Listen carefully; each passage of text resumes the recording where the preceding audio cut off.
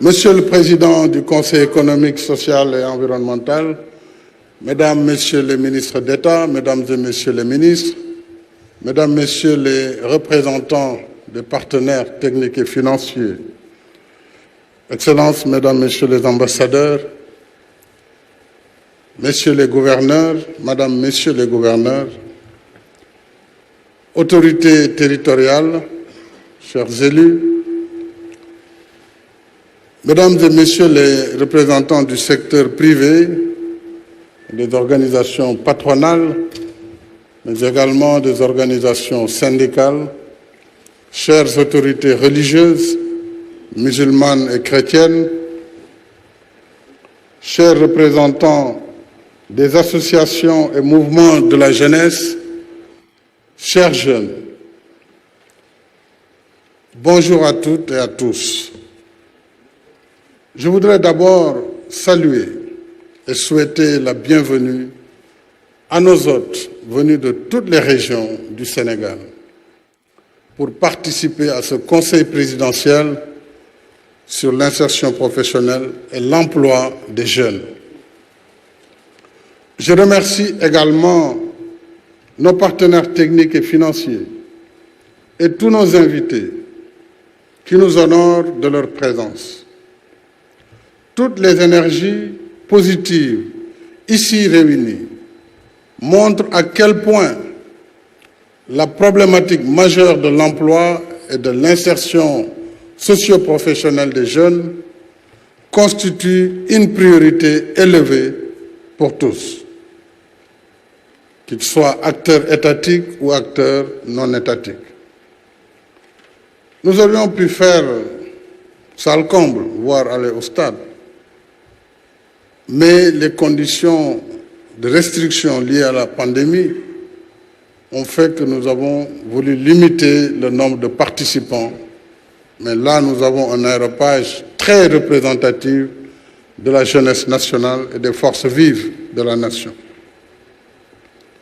J'exprime ma profonde gratitude à toutes et à tous pour ce formidable élan de générosité autour de notre jeunesse qui porte nos espoirs pour demain.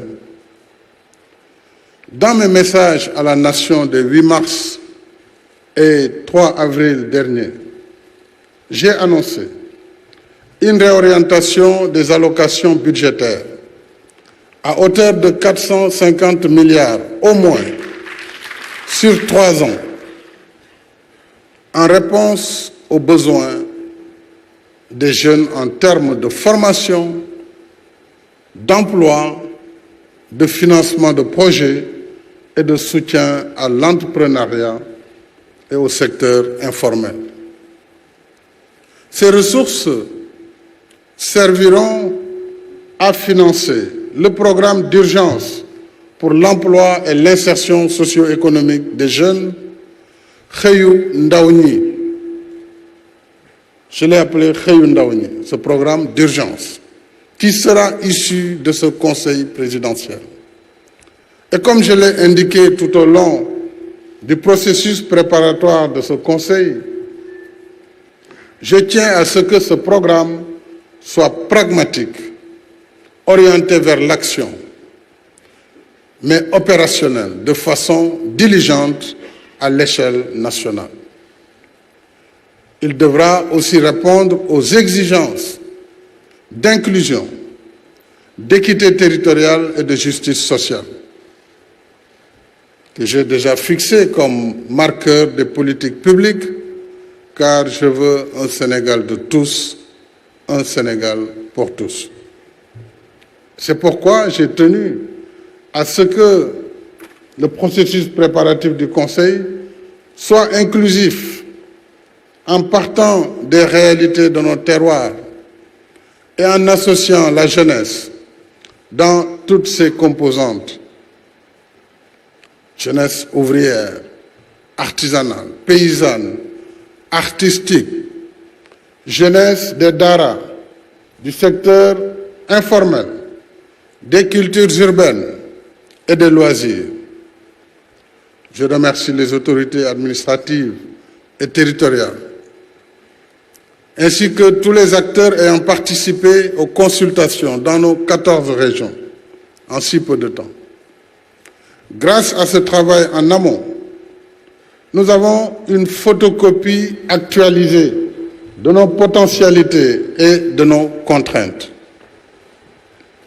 Le ministre de l'Économie, du Plan et de la Coopération y reviendra tout à l'heure dans l'exposé qu'il fera au nom du gouvernement, particulièrement au nom de ses collègues de la jeunesse, de l'emploi, entre autres.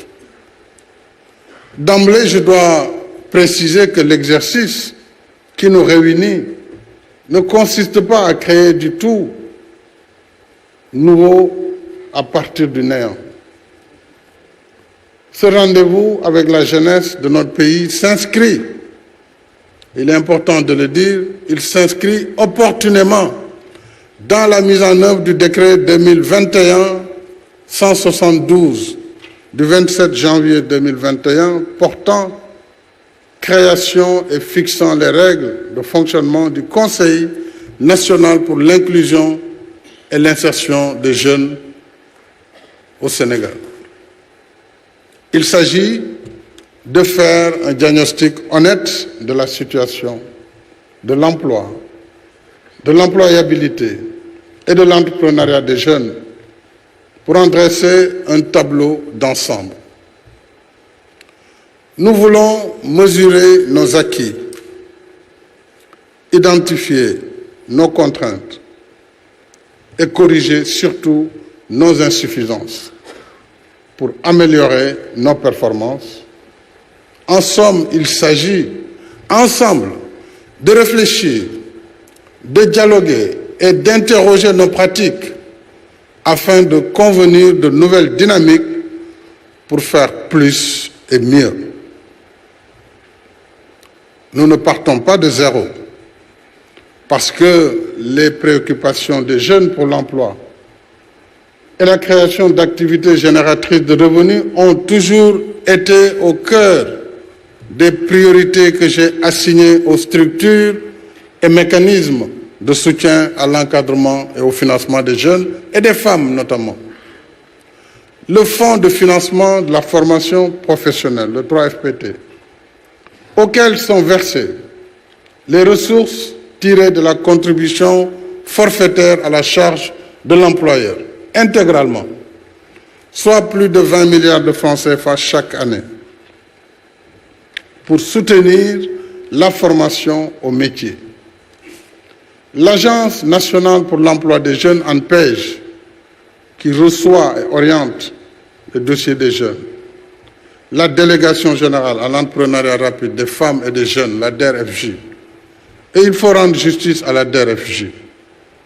En 2 ans et demi, elle a financé énormément de projets jeunes et nous allons renforcer les moyens de financement et nous allons territorialiser le financement pour que ce soit dans chaque commune, dans chaque département au niveau national.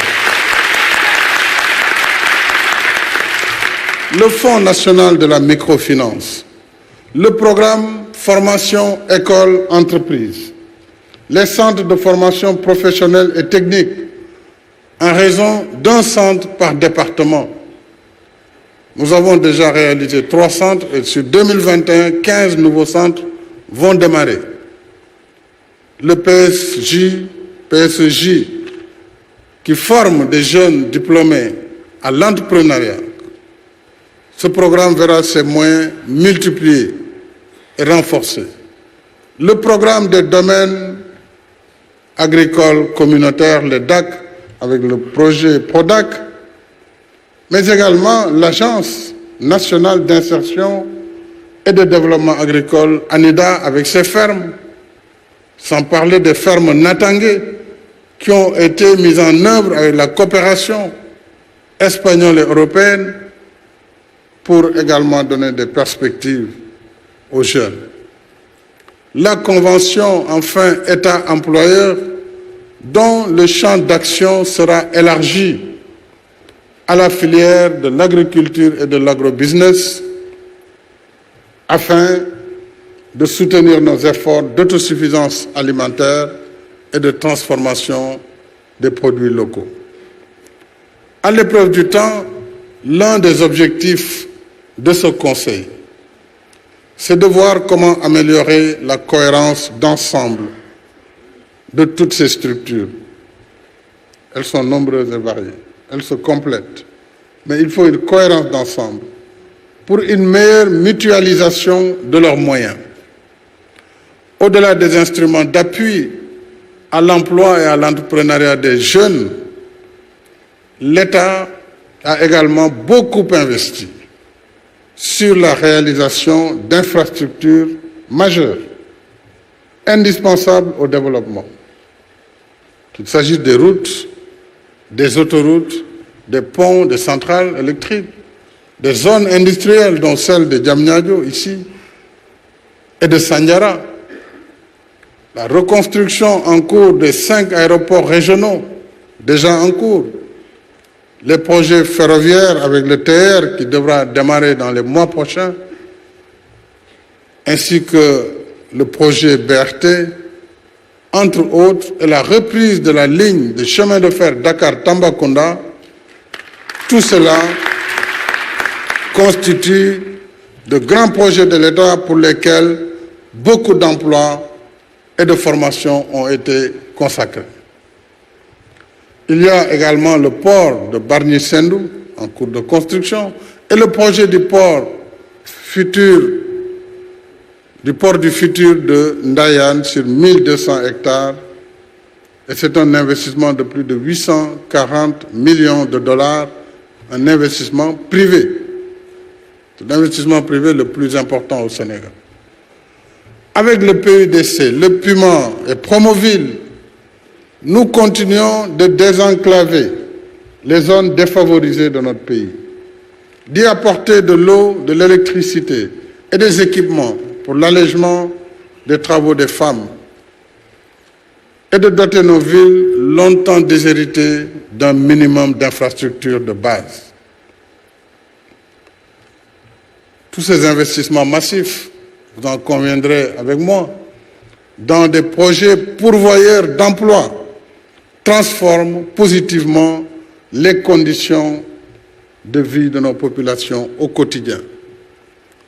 Ils redonnent vie à nos campagnes et à nos cités. Ils apportent le progrès, soutiennent la croissance, créent de l'emploi et des activités génératrices de revenus. Ces efforts, mesdames et messieurs, combinés à l'investissement privé, ont permis de maintenir toutes ces années le taux de croissance économique du Sénégal à plus de 6% et de créer en moyenne 150 000 emplois par an. Vérifiable. Je parle de taux de croissance parce que c'est un indicateur de la vitalité économique d'un pays. Sans activité économique soutenue, il ne peut y avoir ni croissance, ni création d'emplois. En outre, nous avons formé des milliers de jeunes grâce au fonds de la formation, Fonds de financement de la formation professionnelle, le 3FPT, mis à niveau plus de 500 entreprises, encadrées et financées à travers la DER/FJ, plus de 105 000 jeunes et femmes porteurs de projets dans l'artisanat, la pêche, l'agriculture, l'élevage, la transformation de produits locaux et le numérique, entre autres. Il reste que ces efforts, si appréciables soient-ils, connaissent des limites. D'abord parce que l'État ne peut pas recruter tous les candidats à l'emploi dans la fonction publique. Ensuite, alors que notre économie était l'une des plus robustes du continent, avec une perspective de croissance à 2 chiffres, grâce à l'exploitation prochaine de nos ressources gazières et pétrolières, nous avons été brutalement rattrapés par la crise de la Covid, à l'instar du monde. Tout le système productif est sévèrement impacté. y compris le secteur informel, qui mobilise 75% de la population active du Sénégal. C'est le monde entier qui est en crise. Toutes les économies sont freinées depuis un an, y compris celles des pays les plus développés.